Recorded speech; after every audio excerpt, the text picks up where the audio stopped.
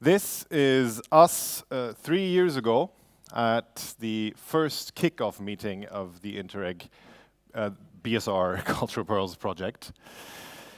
We were so young. But the point I'm trying to make is when the discussions we had back then is that, well, to be honest, I think many of us didn't have the faintest idea what resilience was really supposed to mean, or at least what culture and resilience, what kind of connection it had. If we had a definition of resilience in our heads, it was different from the person sitting next to us, probably, and half of us probably pronounced it resilience, because that happens. So if you are confused at any point about what this project does, you are excused. Rummaging around these old photos, I also discovered, this is my favorite, I call it the thinker. This one I call micromanaging since 2024. And then very early, also, of course, I think it was Emils from DCI who was he came to me and asked, Felix, can't we find a way of including Ukraine in some way or form?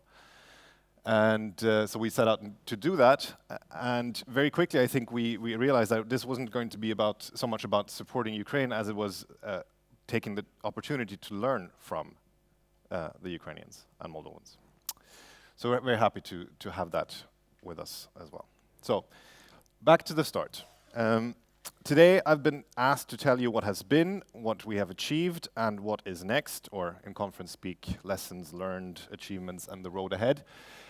And this was the start. This was the definition in the application. The point was to enable smaller cities and regions to increase their social resilience and maintain the quality of life with local assets in an innovative way. But I would like to stay with the word resilience. We have learned along the way that resilience is not a resistance. And I think it's still, Mihailo, you mentioned at the beginning, it's a buzzword, and that with that comes pitfalls, sort of, or problems. But having understood that resilience really is about absorbing, adapting, and transforming, and thinking about what a society needs to be able to transform in a peaceful way, we come closer to our work, to our truth. Resilience is not resistance. It's not about freezing in a place or pretending we can keep things as they are. It's about absorbing shocks, adapting to new realities, and when needed, transforming. Because nothing stays the same. There's no steady state. And survival or long-term well-being depends on our ability to get through change together. To have people say, this is my home, this is my home and I care about it, I care about my neighbors, I care about my children, it's their home too, I want to contribute to keeping it as great as it is or making it better.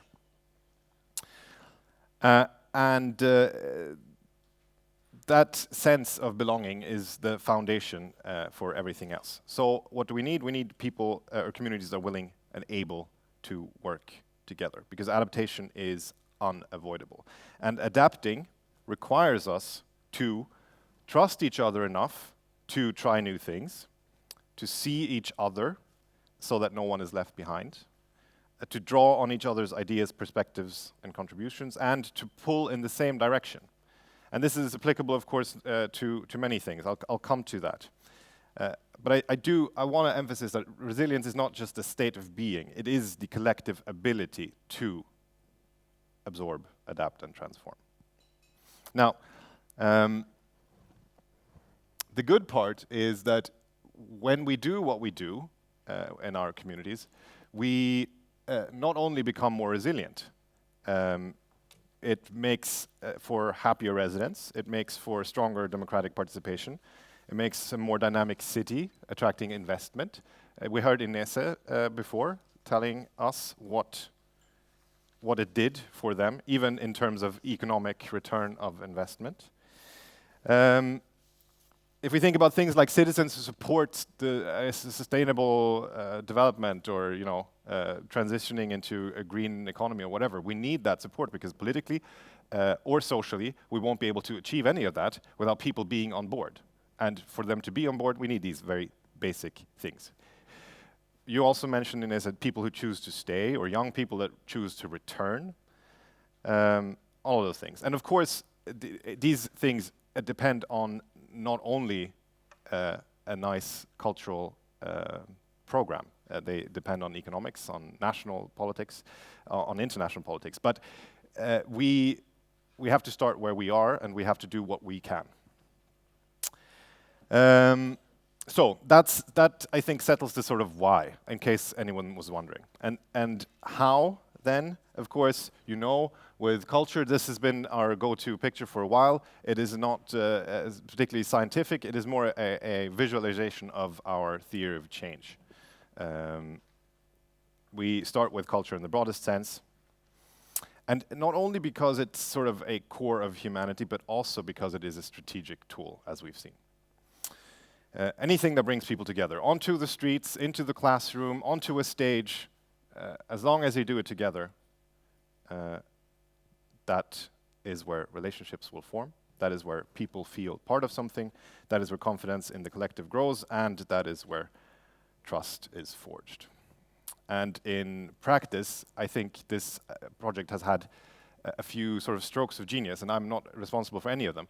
But first of all, by establishing the title, we create an incentive beyond understanding this to, let's say, I don't know, mayors or other people in charge of the money or people, to understand that this could be worthwhile investing in. If you don't get this, at least you get the point of winning a title. It creates visibility internationally, as we've seen. And perhaps most importantly, it creates the momentum locally. So the title has been a key part of Cultural Pearls, of course. But the next stroke of genius is the two-stage application, the fact that we pull cities into our community and try and convey all of this while they are still applying. So even though there's only a couple of them receiving the title, all of them have received some of the knowledge and the insights, and maybe it's planted a seed. And really, that is what we set out to do. Somewhere else in the application, it says something like, stimulate the uptake of resilience action plans or something in the region. And so it is not actually only the pearls, but a big number of cities, and I'll come to that. Now, what have we achieved? I think one of them is narrative. Mihailo, again, talking about resilience and it being a buzzword. I think we are doing an incredibly important job to wedge this social dimension into the general narrative of security, of resilience, of what's happening in our societies, especially in this region, where we now have a clearly defined common enemy, to remind people that there are other things than defense and shelters and preparedness plans that are necessary for us to get through the future. And so we need to continue hammering home that the culture is not something nice to have. It's not what Inez called the garnish of a developed society or something, but rather its foundation. And this is something that we need to continue to explain, I think.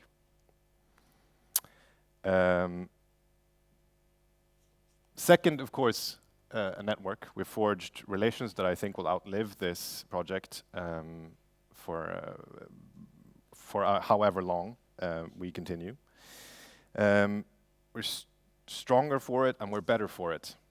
And it also shows that it's not really about organizations, but about people. And so we need, as Christian said, we need to continue to meet. We need to continue to form trust, etc.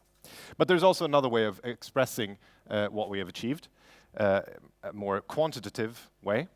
I mentioned before that we have touched not only the pearls, I would like to say, but actually all of the candidates in the city, in the region. And we've had 40 cities applying to the Cultural Pearls in the 2.5 years that have passed since we first launched a call.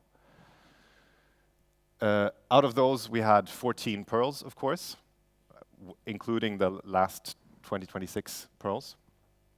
The median population size of our candidates is 9,659, which goes to show that I think we have achieved the aim of targeting small and medium-sized cities, even though the title itself does not have a population size criteria. But even more interestingly, I think, if you add together all the populations of all of the candidates, it adds up to over 1.6 million people, which represents more than 2% of all the people living in the Baltic Sea region. And of course, I'm not claiming that we've touched the lives of all of these people, but we have at least touched people who are responsible for shaping parts of their lives. And I think that's important. Let's see what we have next. This is an imagined number, but it's taken quite a few video calls throughout these years making this happen. And this is the number of times I've forgotten to unmute myself in those video calls. Now, let's see. Also, another way of expressing this is the visibility of what we do. So, just going through our media monitoring archive, we've figured in 145 online news articles, in 49 printed articles, and 11 TV and radio shows. And there was even the case, I don't know if you've heard this, there's a very popular national radio quiz show in Latvia, and one of the questions was, who won the Cultural Pearl in Latvia in 2024? Five. In the 2020s. But I think that's very indicative of if you're expected to know this on the national, I mean, it's sort of entered common knowledge, right? If it's on a quiz show. So I wager that not many Interreg projects can claim this success. But yes, thank you. But all of that is sort of the fluff on the top, because at the end of the day, what this project has really been about is, of course, people locally, what has been happening in our pearls. And it's just, I'll scroll through the photos while I find my notes.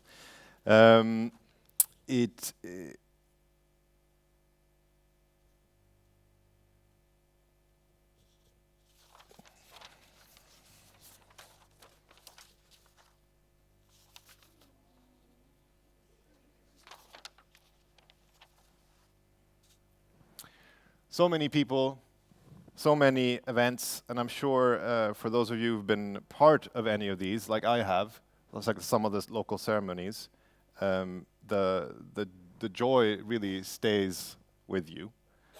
And I'm so proud of our pearls, and I'm so proud of our partners and what we have achieved. And the feeling is that it's not really just resilience. So I think when you're in one of these events, they do actually feel invincible, I would say. And I think that's really fantastic. Actually, here it says you should give a round of applause to all of you.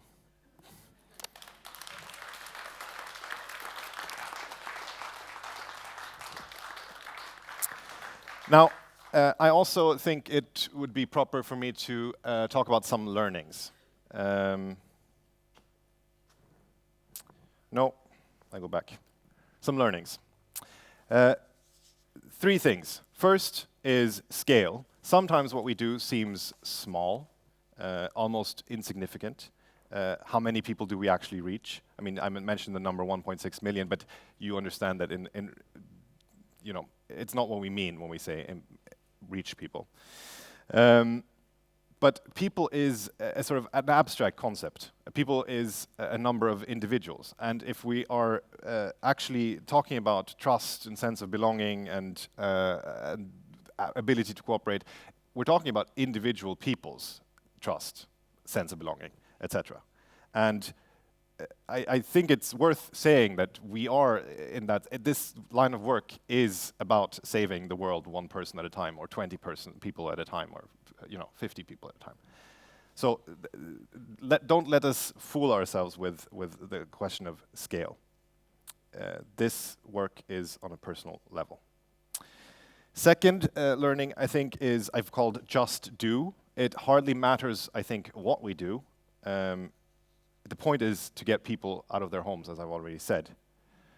And so let's not think too much about the best event or the greatest way or what will people think, because at the end of the day, it's the fact that we have done these things, or that you as cities go out and do these things, or get your citizens to go out and organize something that really matters. And then my third learning, I think, is funds.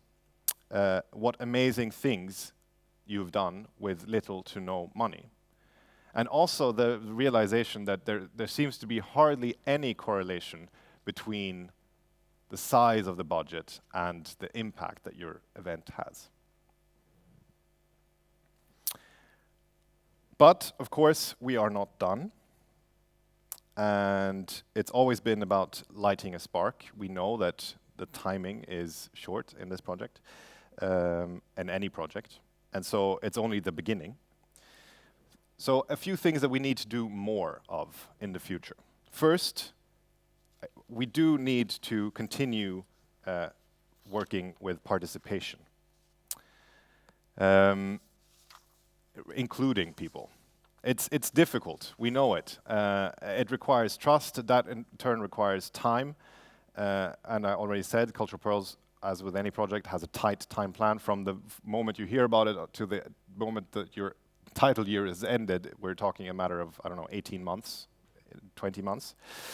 But more importantly, I think it needs one more thing that got its own heading because it's so important. And we talked about it this morning, actually. The willingness to fail and to share failures. Of course, there are many reasons why we avoid this. There are personal, embarrassment, career, political motivations, media logic. Also, we're afraid to break the trust that including people means. So if we ask people to join in and then it doesn't work out, we're sort of breaking that trust. But we cannot expect to do new things or have new outcomes without also accepting the risk of failing. And when we discussed before at the World Cafe why people aren't engaging enough, what the people around our table came back to time and time again was exactly this, the fear of failure. And so I think as municipalities or as organizations more generally, we need to sort of invite failure, if you will, invite people to fail with us. And that way we go further. And at the same time, not to be afraid to share when we fail with others. So that when we meet, we're not only talking about how great we are, how beautiful we are, but also admitting that this and that didn't work and getting help of each other to figure out why or what we can do next. And then second to last, cross-departmental. This was also, if now we're walking the talk, I think this was something that we set out to do and haven't achieved enough, is encouraging these action plans and the implementation of the action plans to be cross-departmental. If we truly believe that this is so foundational as we claim it to be, that sense of belonging, trust, etc., is sort of the basis that we need everything else to build upon, we can't pretend to be able to do it ourselves, alone.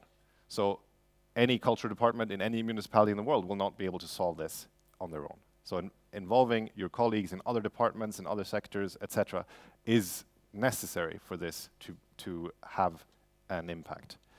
And then, lastly, it says evaluation, but it should say evidence. We need to continue showing that it works and what it does. And it's difficult. And sometimes, of course, we need to resist the accountants of this world trying to put everything into numbers. But we also need to put more work into actually showing the non-believers what it does. And I think, Ineza, again, you mentioned the return on investment of your capital of culture thing in money. That's nice. But sometimes you can't show that return on investment in actual money. And so I'm happy also that we've been able to have Kia on board to, they have developed a very comprehensive evaluation of the project, but more importantly, they've developed an evaluation framework for future Pearls, and that can be used for anyone to try and actually measure the impact that our actions have. Okay, lastly, the learnings, remember them: more participation, more willingness to share failures and to fail, more cross-departmental work, and more evidence. And lastly, my last slide, what's next? I'm very, very happy that we have now established, or you have established, a Pearls group, an informal gathering of the Pearls, and I hope that this will be able to be a sort of vehicle of your cooperation going ahead. As I said, we've already a detailed plan for next year. The call for 2027 will be there. We have, of course, the title year of our 2026 Pearls to look forward to. We have established an executive board and a secretariat, so we know that we will be around next year without Interreg funding. And then, of course, we have a network series and a bunch of project applications in the pipeline. So you will see us around. So all in all, I just want to say we have achieved great things together. You should all be proud of yourselves. It's you in this room who've made this happen. And I really look forward to the rest of this conference with you.